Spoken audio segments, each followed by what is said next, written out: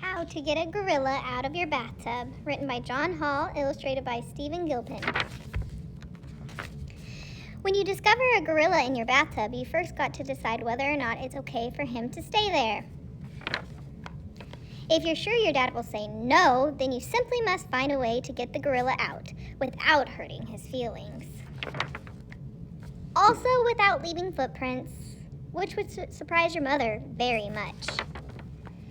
My, but you do have a problem, a big problem, and that is exactly why I wrote this book, you see. I have discovered a gorilla in my bathtub on several occasions, so I have a pretty good idea on how to get one out.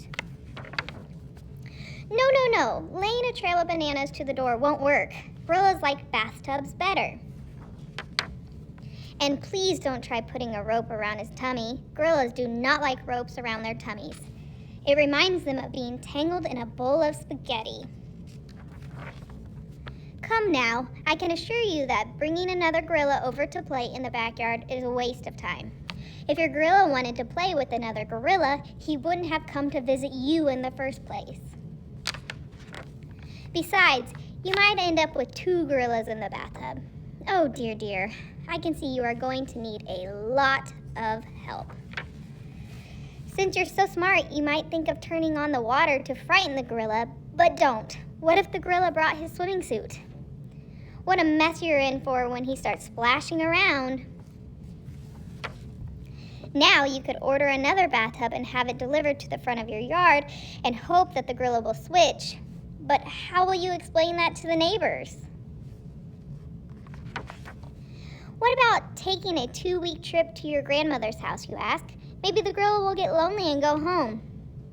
Good idea, but then he might just follow you and get into your grandmother's bathtub instead.